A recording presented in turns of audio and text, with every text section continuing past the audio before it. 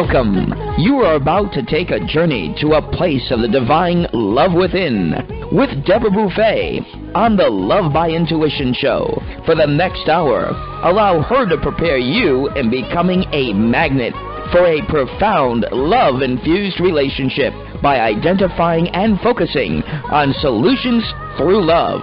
Awaken the light within and let your essence shine.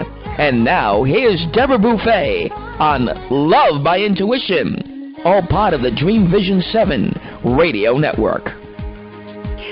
Welcome, everyone. Bonjour, mes amis. And yes, here I am, Deborah Beauvais.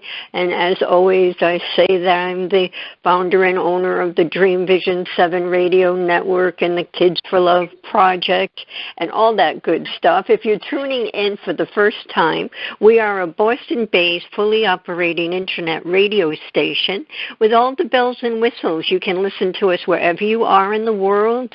You can get the app. You can ask Alexa. You can listen in the car, anywhere you choose to. And you can find us on over 50 different podcast directories and all good things there. So we have an amazing show. It's going to be an interesting chat because of this special book that my guests have written. And the name of the book is You Will Be Peter. It's a novel, and the author is Jerry Lathan with co-author Stephen Manchester. Now, you may be familiar with Steve because I've had him on the show previously. A little bit about Jerry. He brings a wealth of knowledge in telling the remarkable story of Simon Peter, combining his lifelong interest of history with a decade of research. Jerry has unearthed missing details on the evolution of Simon. He's the brash fisherman who became Peter. Over 40-plus years, Jerry's national award-winning construction company has preserved and restored historic churches and other structures and national monuments. From Jerry's time as a co-owner of Big Easy Studios in New Orleans, where more than 12 major movies were filmed, he understands the incredible power of a good story. And we'll be giving out the Gmail address if anyone wants to connect and any web links. For now, Stephen, he is the author of the Soul Awakening novel, The Menu, and many, many other books with #1 bestsellers, 12 Months, The Rocking Chair, Pressed Pennies, and Gooseberry Island. They're national bestsellers. And then he's a produced playwright. He has won so many awards. And this book, by the way, You Will Be Peter, is the winner of New England Book Festival as well as Paris Book Festival. So these gentlemen mean business. So first of all, welcome to the show, both Jerry and Steve. Thank you, Deborah. We're grateful to be here tonight. Thank you. Well, as I've said, I'm honored to have you both, and welcome, Jerry, since you're a newbie to the Love by Intuition show. So I'm going to start with you. Well, first of all, I'm going to ask, I thought, and what do I know, but I thought this book could be both nonfiction and a novel as well. Is that something that crossed your mind? Oh, absolutely. It is true. It's a true story, and it is fact-based. I think I was advised that we have to technically call it fiction because we do create some dialogue that certainly happened and would have happened, and while we might not know the precise wording, this is entirely based off the historical record, mostly from the Gospels, but other historical information that I was able to glean about the first century Jewish life in Judea and around the countryside. But yes, it is a very true story, and it is. I consider it a historical biography of the life of Simon Peter. And the reason that's important, I think, is because Simon Peter is one of the most impactful people who's ever lived.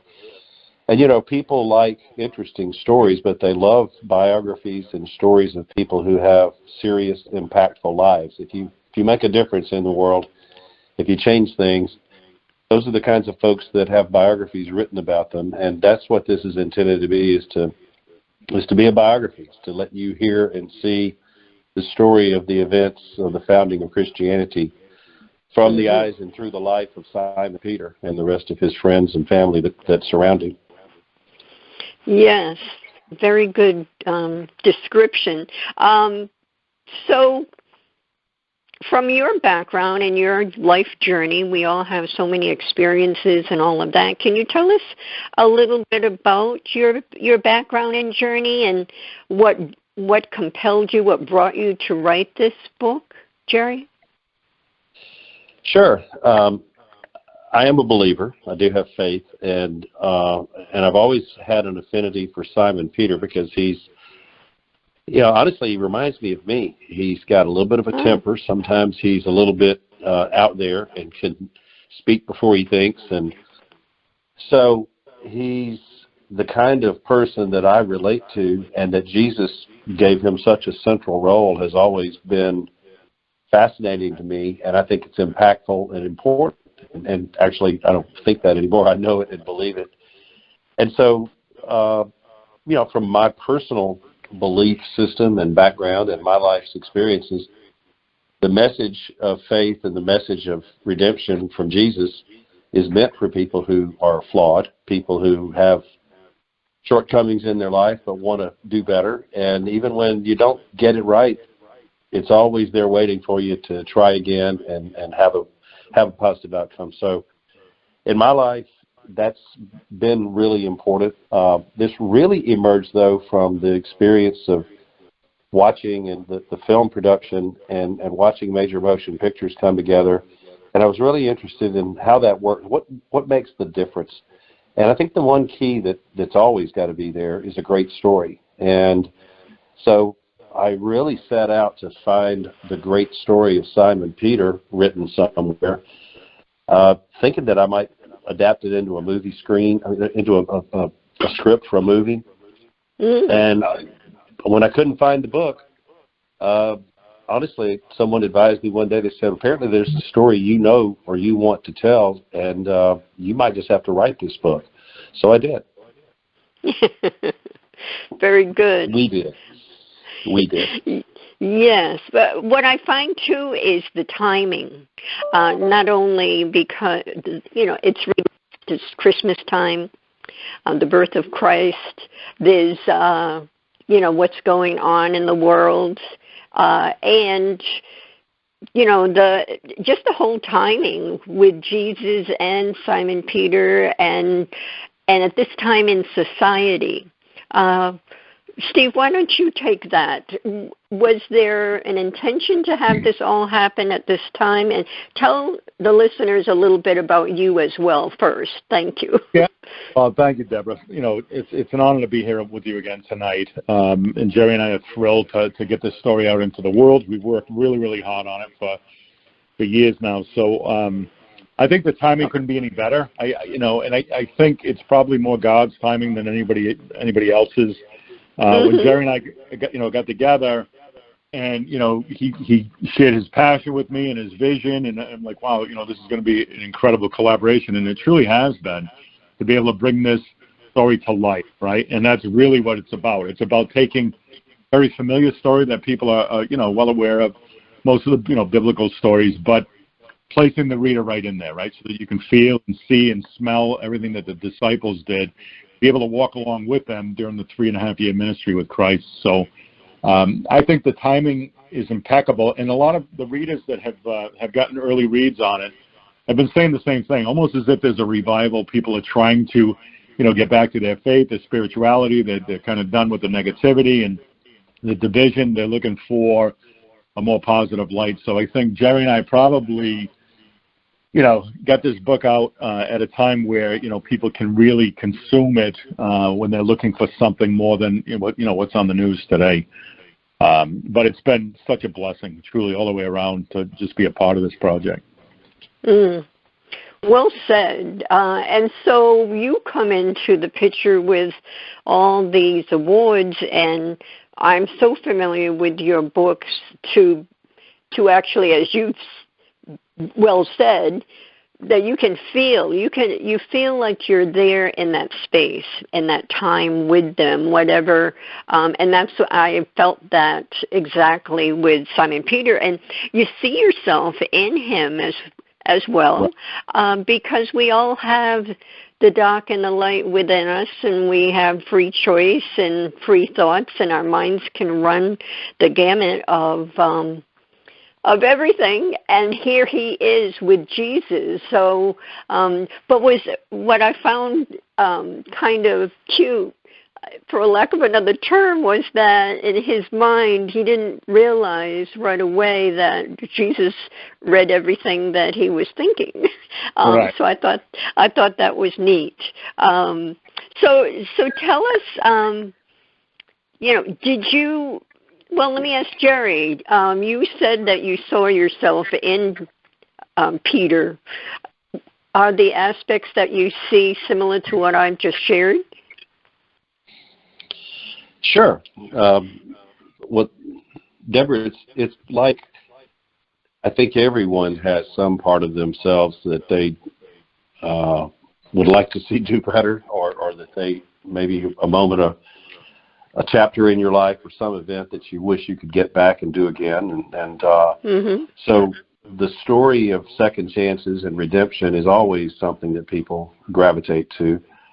But I think you sort of touched on it just a moment ago. It's interesting to read as you go along, and this is actually scriptural. It's very scriptural, that Peter didn't know what to make of what was going on. Simon Peter is, he's just an average guy. He's working for a living. He's got a fish. He's got a family to feed. He's got a brother that's his partner and his best friend, John. And, they're just living their life, but they come across Jesus and are just, it upends their whole world. But it's not like he instantly knew what it meant and that he all of a sudden fell in place. And the title is the title. We spent a lot of time on that, and I really felt like it was given to us. But when Jesus meets him for the very first time, he says, "You are Simon, you will be Peter." And I always point out, he didn't say, "Snap my fingers and now turn you into Peter." You will be Peter, and we will all be who we should be if we keep working on it, I think was the message to him, and it's the message to us. He didn't just turn him into someone that he wanted him to be. He gave him guidance, he gave him a chance, and through a process of a lifetime, he becomes the saint that we know.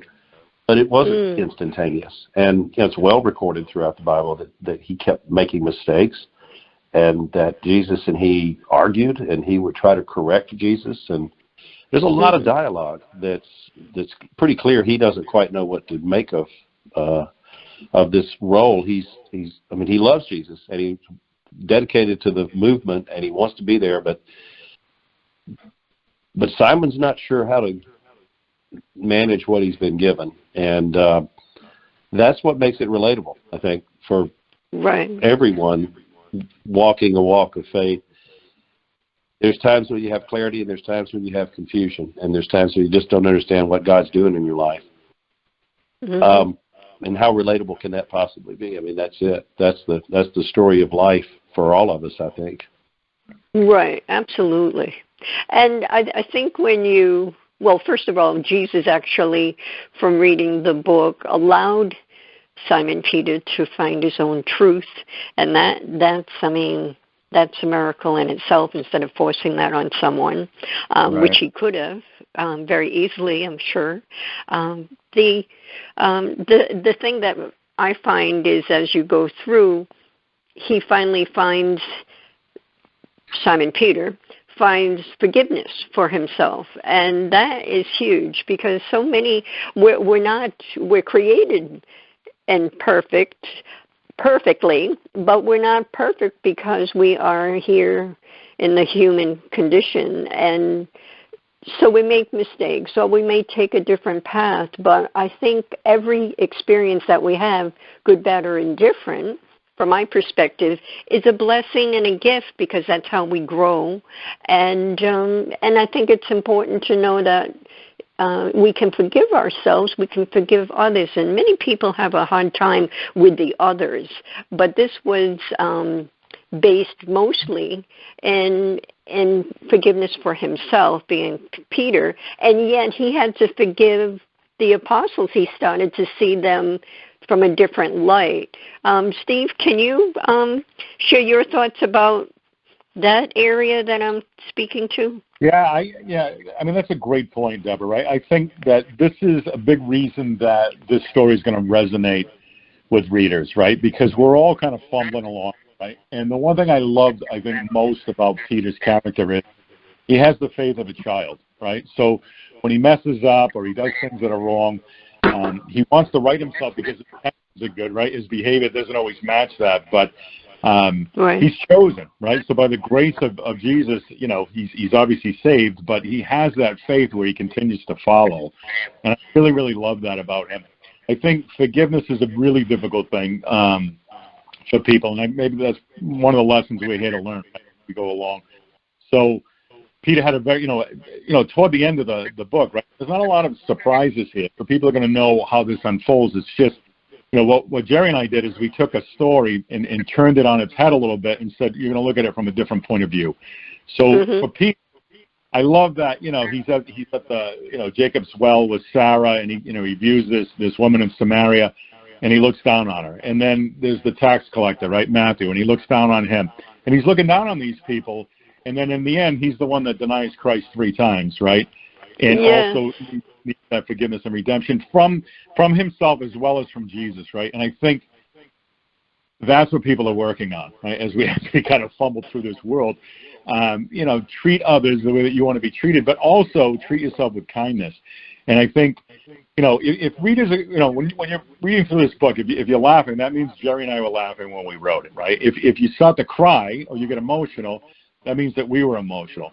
And I got to tell you, toward the last third of the book, it was very emotional because, and it wasn't just Peter. It was like me seeing myself in him, Jerry seeing himself in Peter, and coming to terms with, you know, I need to get out of my own way and just rely on my faith.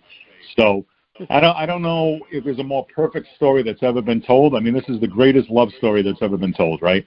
But what Jerry and I did, we told it from a different angle so that, again, you felt like you were walking beside Jesus, you know, 2,000 years ago. Yes. So one of the things I wanted to bring up, you know, this was 2,000 years ago, the Son of Man, the Son of God, divine and physical. Say the thousands of years prior to Jesus, and people wanted to know who was Jesus and what is he all about. What would you say? Because there were miracles. There was the crucifixion. There was the resurrection. I mean, I'll ask Jerry first, but I'd like to hear Steve too. Jerry, how would you describe all that unfolded with Jesus and such to the population that was prior to Jesus being here? Well, Deborah, I think that might be a question for God. I'm not sure Jerry's ready for that one, but Jesus is, you know, Jesus came because God saw a need to bridge what he wanted out of man and a way to reconcile our personal shortcomings. And so I think that's the fundamental message. What I hope your readers and people who get to enjoy this book will take away from it is that it's about you.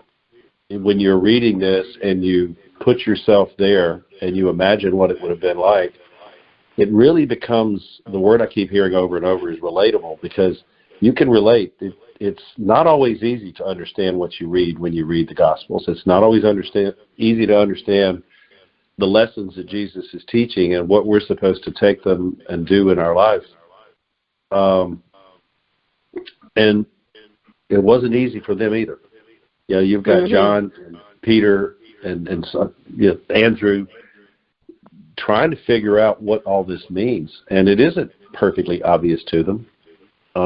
They get it right in the end, of course, but the fact that life is a journey is played out in the book because it was a journey for them too. They spent 3 years with him, and still right at the end, Simon denies him and turns on him and has arguably the biggest failing of his life.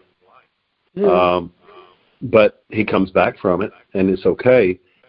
And that's what makes the story something we can all take something home from and feel good about and see ourselves in the story. That's what I really hope the reader sees. Is I hope you see yourself there. I hope you see yourself in the story.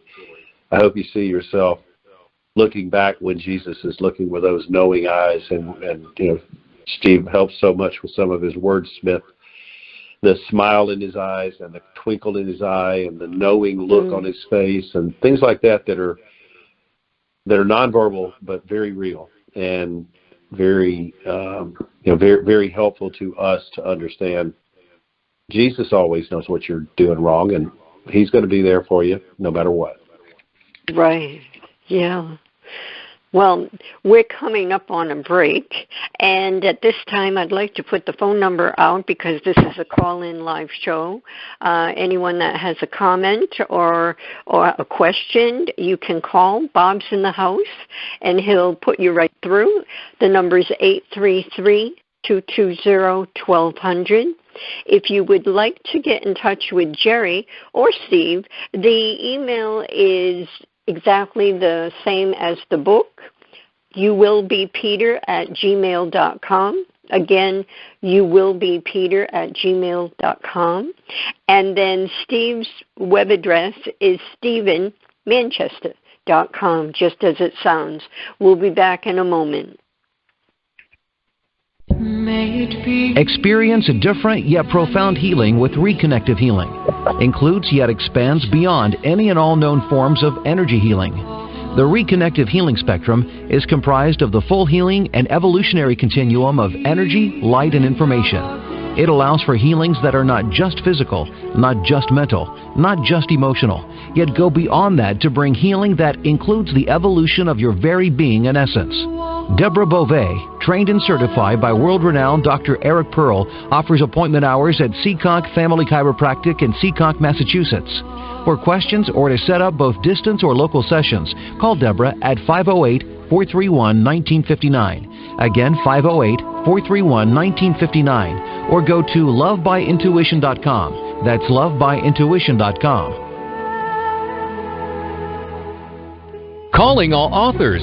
Have you been considering an audiobook? Well, look no further. Come take advantage of Dream Vision 7 Radio Network's unique in-house audiobook production, which includes benefits and bonuses from our radio station. Let our knowledgeable staff guide you to create the audiobook you've always dreamed of without breaking the bank. Check out our full one-stop service from A to Z, including the ACX process. Schedule a free consultation by calling 508-226-1723. That's 508-226-1723. Or go to dreamvision7radio.com. After narrowly surviving the attack on Sandy Hook Elementary, first grade teacher Caitlin Roy DeBellis was left searching for answers that would never come. Eventually, she chose to focus on questions that could be answered. How do I make sure this tragedy doesn't define us? How do we get our control back? Those two questions led her to found the 501c3 nonprofit organization Classes for Classes. When gifts poured into their classroom, she decided they would help someone else by paying it forward and being kind. This developed into a social network which allows K-8 classrooms to connect so that every student in the United States can learn these crucial lessons. Classes for Classes' mission is to build students' social-emotional intelligence by connecting them to care. All C4C projects are crowd-funded. Any teacher in the U.S. can visit classesforclasses.org. That's classes, the number 4, classes.org. Sign up today. Delight your kids with an enchanting journey by reading the Paper Doll Kids Children's Book by Deborah Beauvais and Janine Sullivan. There's even a catchy tune, Kids for Love Song, produced by Bob Sherwood and sung by kids just like yours. The story weaves around 7 paper dolls flying around the world doing good deeds as they bring important attention to our endangered animal friends. There's even a magical ring with a universal message. Kids become interested in service projects, action through compassion, and planting seeds that nurture positive change. The Paper Doll Kids and Kids for Love Song are a production of the Kids for Love Project. Get the book now on Amazon Kindle and the song on CD Baby or iTunes. This is Dream Vision 7 Radio Network, uniting mankind with universal love. Our shows are created from the heart, bringing each listener to a place of divine enlightenment. Breathe, relax, and enjoy. Let life flow. And welcome back. We are discussing this award-winning book, You Will Be Peter, with authors Jerry Lathan and Stephen Manchester. The book has won New England Book Festival and Paris Book Festival and other awards as well. Thank you, by the way, Jerry, for answering that question and what you hoped the reader will receive, because that was actually one of my questions to you, what you hoped for. So thank you for that. And then, Steve, would you like to answer that question? You know, if Jesus, everything that happened with Jesus and the miracles and all of that, how would you explain that to the human race prior to when Jesus came? I don't think I can add a whole lot to what Jerry said, right? But I will say this, and I was reminded throughout the writing process that, these were not Christians, right? These were Jews living as Jewish people, right? And following a radical rabbi, right? But there were prophecies. So if you look at the First Testament, the Old Testament, it's the overlying message is he's coming, right? So whether it's Isaiah, whomever, the prophecies is that Jesus is coming, right, to save the world. In the New Testament, he's here, right, and it talks about all of his miracles and everything that he did. What was super interesting to me was even his closest, disciples, and we'll use obviously Peter as the prime example, but I don't think until the very end did he realize that this man, this divine human being, had come down, right? It was sent by his Father to save the world and not overthrow their Roman oppressors or the Pharisees and, the people that were oppressing the Jewish people at the time. So I think a lot of it was very surprising. But again, if you realize that, here's a man that was a rabbi and by all accounts was radical for his time. But when you look at how each one of the apostles died, bearing witness to the very end that this is what they saw, this is what they did, right? There's no question that, and Jerry had alluded to it earlier. I used to be a believer, I was a follower, and now I just have this knowing. I mean, it's the most beautiful story ever told, right, about unconditional love, right? So this man comes here and gives up, his life for his people. I mean, you can't ask for a greater love than that. And I think, again, where Jerry and I kind of step in is to really try to put the reader right there with them. And you accomplished that. And it's true. I feel so much that everything was based in love.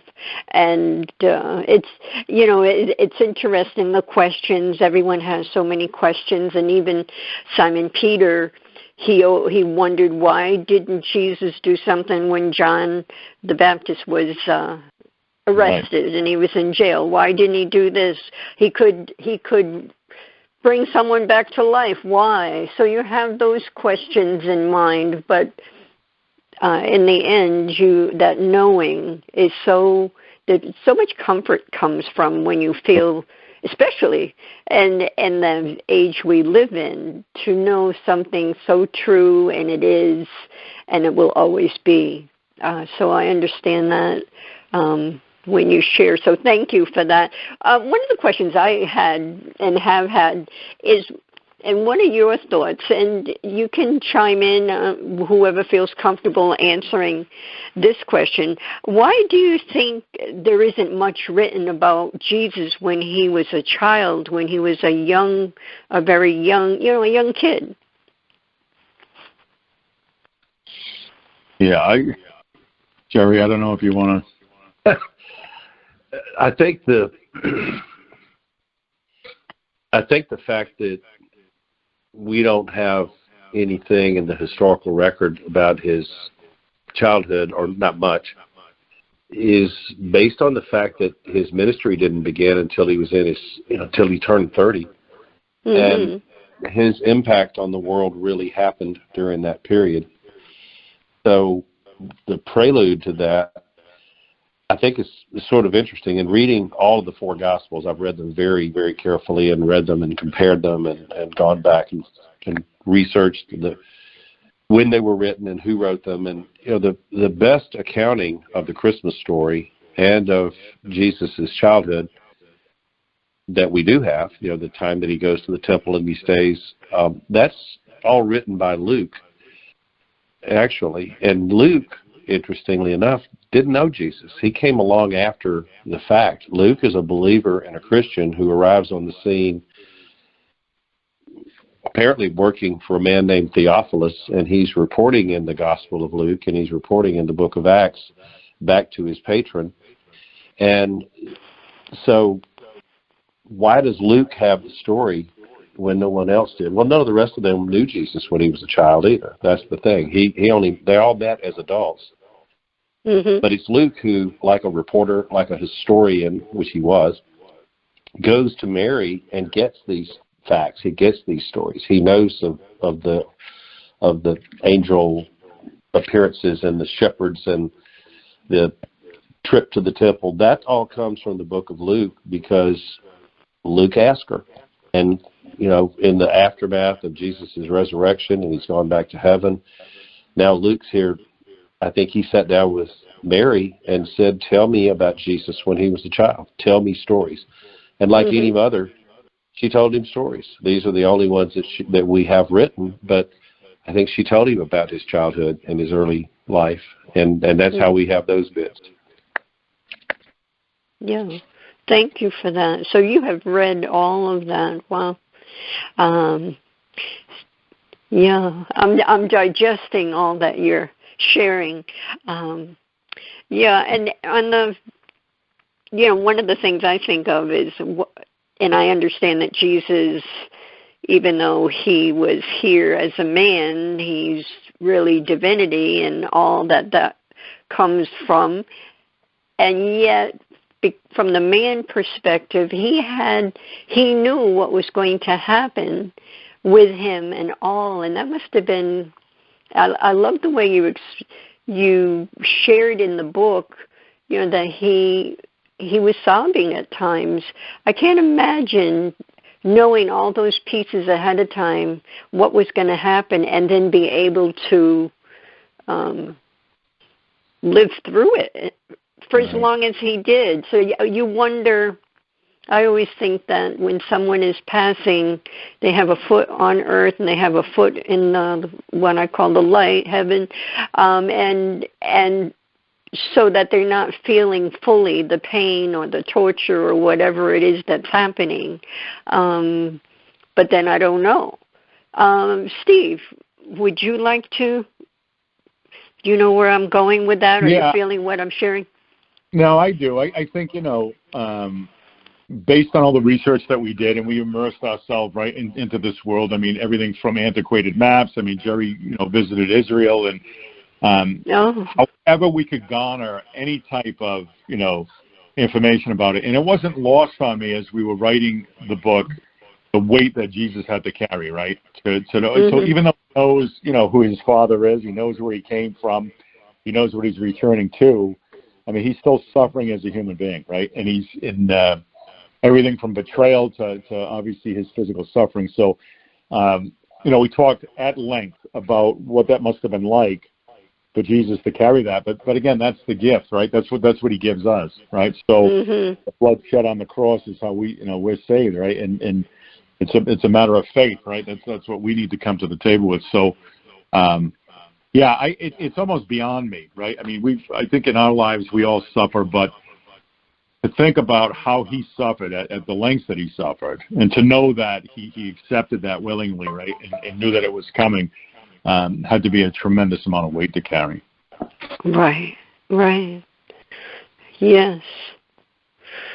I imagine that the two of you have become very close with this project that you have completed. We have. We absolutely have. I think there was a connection right from the beginning, and we bonded very quickly. How did you meet? I don't know, Jerry, if you want to. I'm sorry. I'll take that one up. I was looking for some help to write the book because though I have this story in my mind and I think I'm a pretty good storyteller, that's not the same thing as a skilled writer, and I wanted to get help. So I actually talked to the publisher. He sent me several names, and several other people sent me their books and their writings, and after I read and talked to a couple, I called the publisher back and I just said, look, I'm not connecting with these guys. I don't want somebody to help me tell the story of the Gospels. I know the story I want to tell. Who is your best storyteller? Who's the person you think is the best writer and the best storyteller you could recommend? He said, oh, okay. You want Stephen Manchester, just like that. He said, oh. And so Stephen and I had, Stephen, I wasn't sent Stephen because Stephen's supposed to have a spiritual connection with me or be a believer or whatever. It was because he's supposed to be the best person to help me with the writing skill that I was looking for. I think the rest of it came through serendipity, through the hand of God, frankly. Right. And I won't put words in his mouth, but Stephen has said this has renewed and reaffirmed his faith.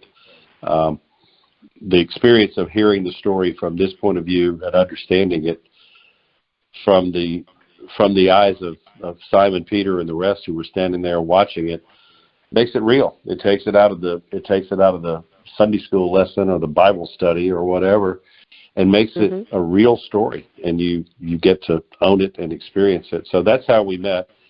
And I got to tell you, every time we talk to each other now, it's brother this and brother that. He really is like a brother to me. And we have bonded and become fast friends, and both have gained so much from the experience. Absolutely. And I have to share this with you, right? So when I met Jerry, and we talked a few times on the phone, and finally I flew down, to Alabama. So I'm from Massachusetts, a little bit south of Boston.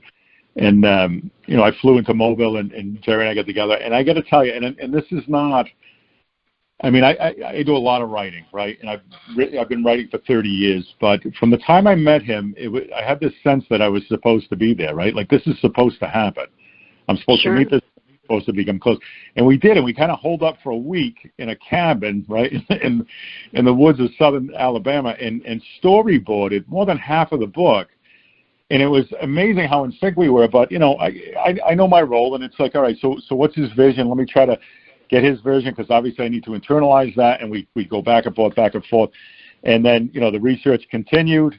He had already done a ton of it, and then I jumped in at that point. But I'm always leery when people talk about collaborations, right, because there's a creative license that's taken with things, right? And in this case, God's hand had to be at work, because we really, I mean, I'm not saying it was perfection, but we worked very, very well together. There was a lot of back and forth, and I think if there wasn't, right, the final product wouldn't be what it is. We were really in sync on it. Well, yeah, Deborah, let me head to that real quick.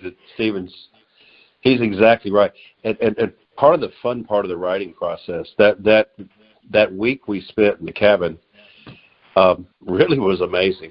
The story just kind of rolled out. I knew I had it, and I knew what I wanted, but it didn't have it in words, and we didn't really have it. And so we would talk about it. Steve said, "What happens next? What happens next? Now, where does he go then? And how does this?" And I kept all the way through the book. I kept having to kind of pull the reins on Stephen about what Simon Peter's about to say now. I said, no, he doesn't get it yet.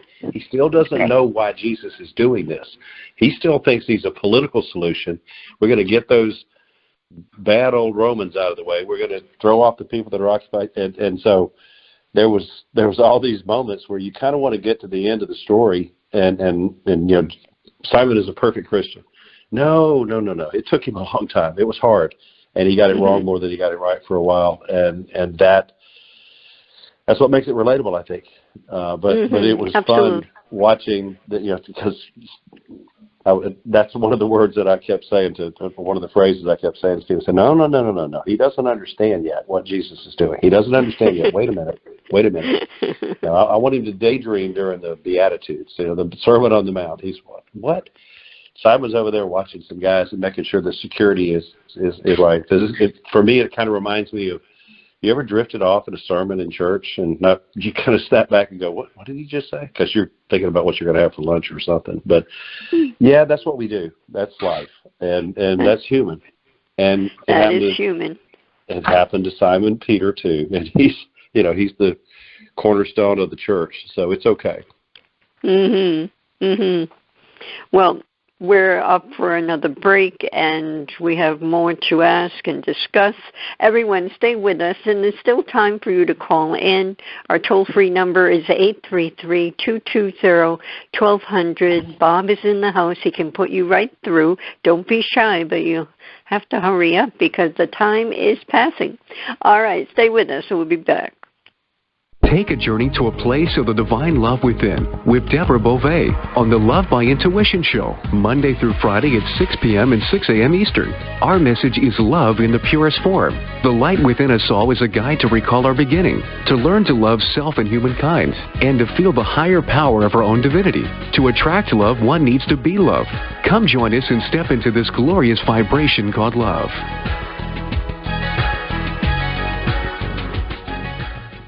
Delight your kids with an enchanting journey by reading the Paper Doll Kids children's book by Deborah Beauvais and Janine Sullivan. There's even a catchy tune, Kids for Love Song, produced by Bob Sherwood and sung by kids just like yours. The story weaves around 7 paper dolls flying around the world doing good deeds as they bring important attention to our endangered animal friends. There's even a magical ring with a universal message. Kids become interested in service projects, action through compassion, and planting seeds that nurture positive change. The Paper Doll Kids and Kids for Love Song are a production of the Kids for Love Project. Get the book now on Amazon Kindle and the song on CD Baby or iTunes. Are miracles real? Can you move from mayhem to miracles? 30 prominent authors say yes as they share their high fives and down lows of challenges, abuse, addiction, and love. Experience hope, the magic elixir of miracles, through the personal stories of New York Times best-selling authors James Redfield, Dr. Bernie Siegel, Sister Jenna, Reverend Temple Hayes, and many more. If you like bestsellers, chaos to clarity, and crappy to happy, you'll love crying and laughing through mayhem to miracles. Sacred stories of transformational hope. Available now on Amazon and in bookstores worldwide. It's a child's job to play, to learn, and to have fun. It's an adult's job to keep them safe. Did you know that 1 in 4 girls and 1 in 6 boys will be sexually abused before the age of 18? Every day, families enter the Children's Advocacy Center because a child's courage to tell someone what happened to them. Keeping our children safe starts with a conversation. This is Michelle Aranger, Executive Director of the Children's Advocacy Center. Learn more on how to keep your child safe. Visit cacofbc.org. This message made possible by the Fall River Rotary Club. This is Dream Vision 7 Radio Network, uniting mankind with universal love. Our shows are created from the heart, bringing each listener to a place of divine enlightenment. Breathe, relax, and enjoy. Let life flow.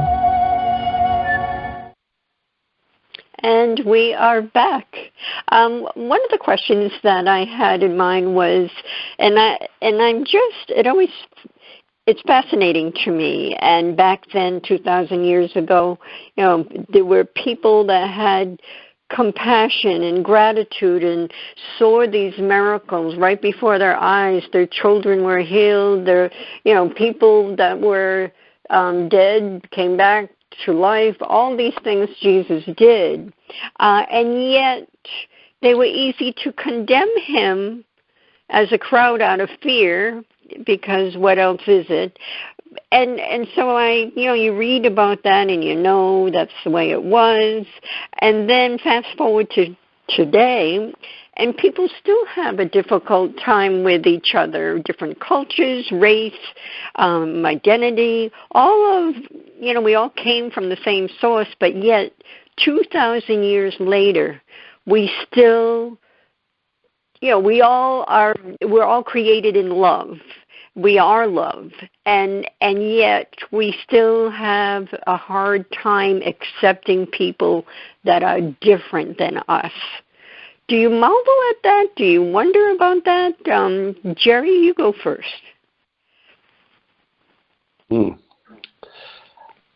Well, I don't know that I have the answer for that, but I think your thought process. Jesus.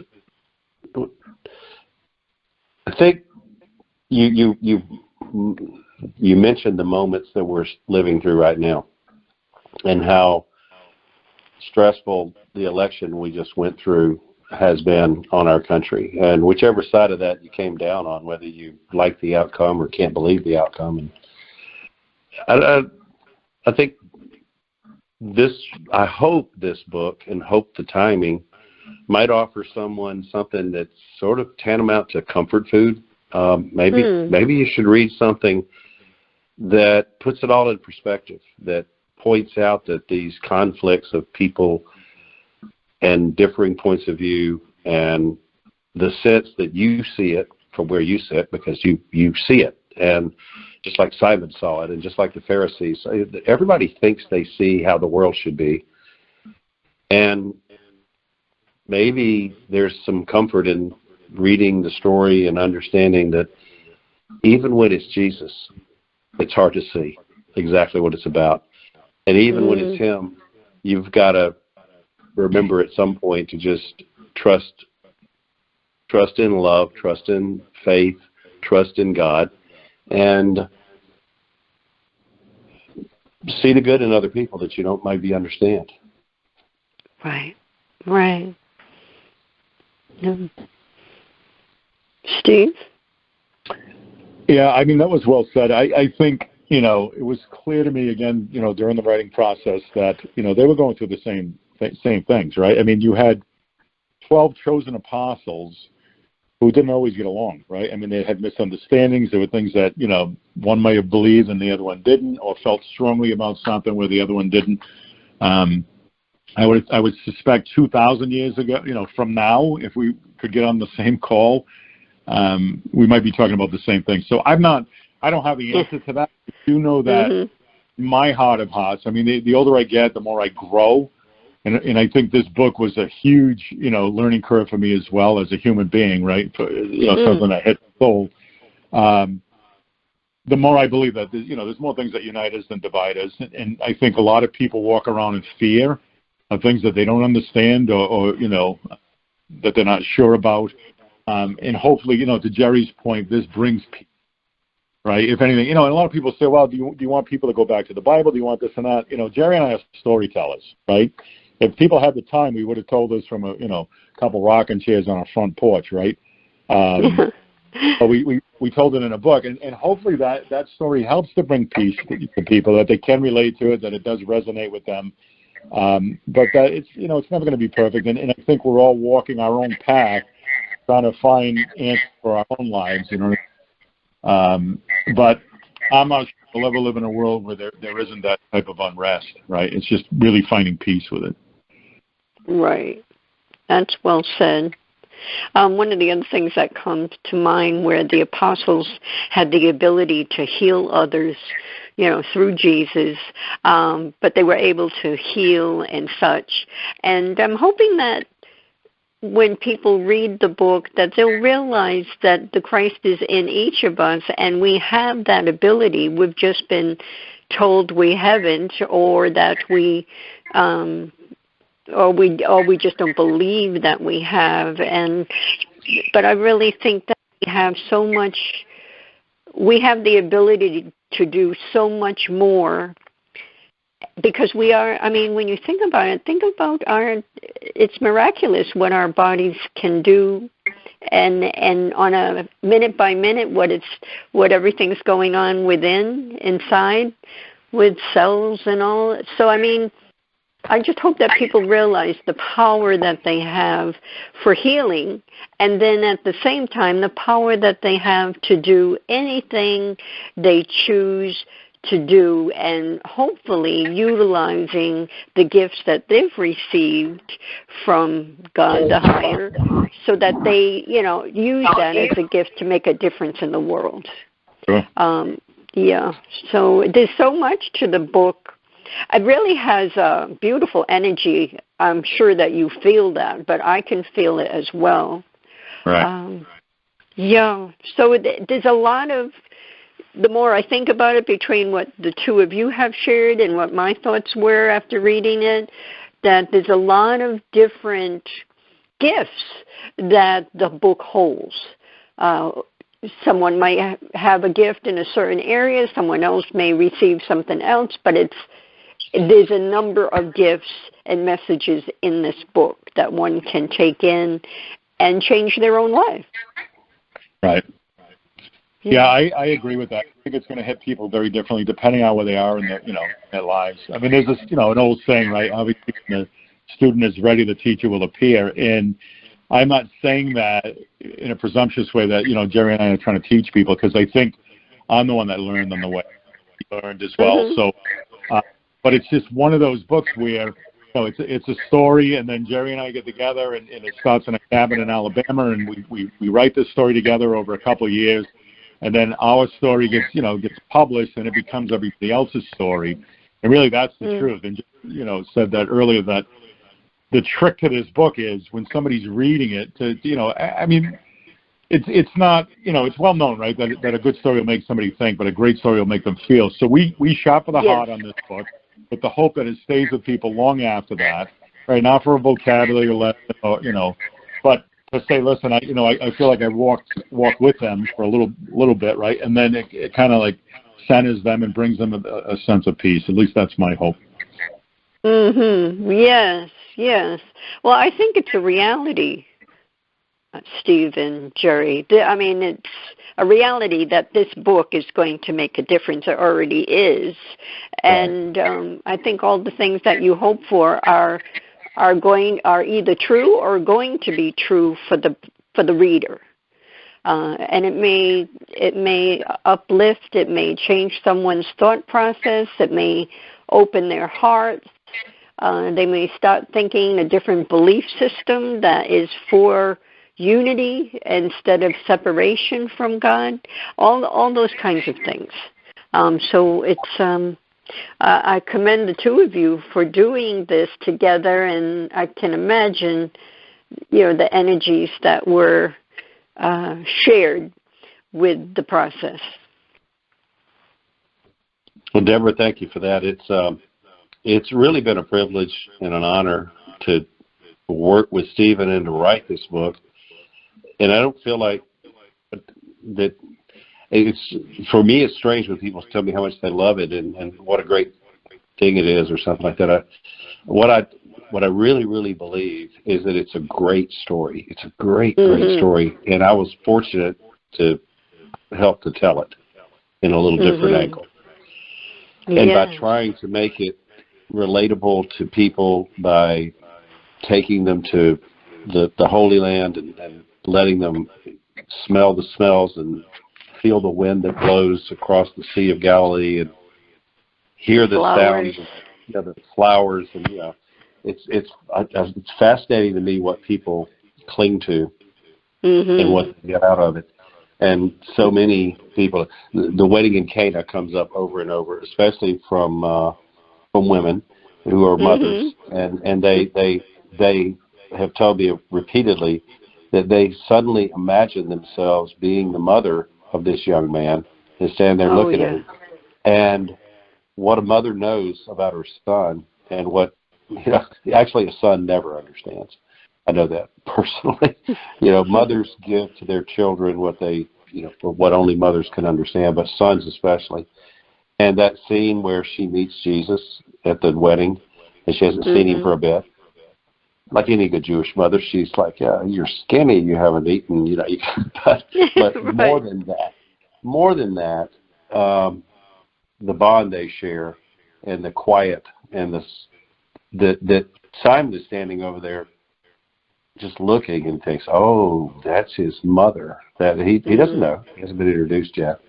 That scene paints a picture for people, and that's just what they see. My friend who wrote one of the nice endorsements on the story is one of the finest men I know, an officer in the 82nd Airborne, decorated, fine man, good friend of mine. We've known each other since. And he wrote, in his own words, I didn't give him any of these words. I asked him, I said, can you tell me a little about what you read? And he said, it made me a better husband, a better father, and a better man. Oh, wow. Wow. Yeah, doesn't get much better than that. You can't ask for more than that. So that it impacts people one-on-one and that they see something for themselves. I don't know which chapter it is. I don't know what's going to touch, but it touches people. Yes. It's powerful because it's a great story. It's important. Yes. So what's next for you, Jerry? Is there a sequel? Are there other writings that you would like to do? What's next? Yes. I'm not sure I can exactly answer that. I'm not sure. I love the story of John. I think the second half of Peter's life is not told in full throat in this story. We thought that the emotion of him being put back together there on the beach and sweet redemption and the beginning of the church was enough. But there's a lot of detail out there that can be fleshed out. The same story all over again, the same set of events that everybody thinks they know, everybody does know, or seen from different eyes if it was John. Right. Stephen and I were talking the other day, and it just took off like the storyboard was flying up on the wall. Because, all of a sudden, but, John was there first, and then John saw this. John and Andrew went ahead of Peter, and then he calls Peter, or can't call him. He goes to get Peter and tells him about it. So we were just thinking about it. This whole set of events, and John, who literally is Peter's best friend, watches all of this happen, and he watches Jesus choose him as the anchor of the church, and goes on to write his own gospel. That's a pretty good story. So there's several. There's several angles this might take. Yes. And I got to tell you, Deborah, the one thing that just makes me smile when I think about that is, we spent, months and months, right, working on Peter's story from Peter's point of view, right? So you think the same story told from John's point of view, but now you have John looking over at Peter thinking, what is wrong with this guy? You know what I mean? He's my buddy. And it makes me laugh to think that because, to Jerry's point, right, it's the same story, but it's all about point of view, right? So it's all about that angle, that different set of eyes. And it's exciting to think about that. It really is. It is. It is. Well, I want to thank both of you. It's a heartfelt story. It's reality. It's makes you think, makes you feel, which is most important. So thank you so much for coming on the show and sharing your wisdom and this book. And everyone out there, share the show with other people, listen to it again, and get this winning book. It has a special energy. You Will Be Peter by Jerry Lathan and Stephen Manchester. Until we come together again, au revoir.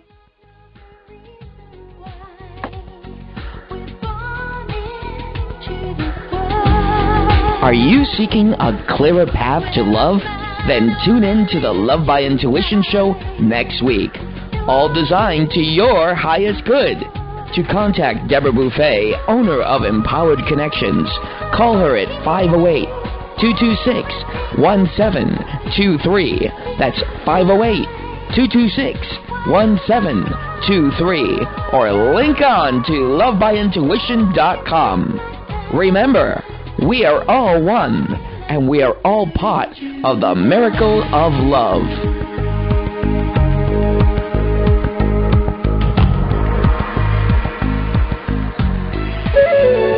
This is Dream Vision 7 Radio Network, uniting mankind with universal love.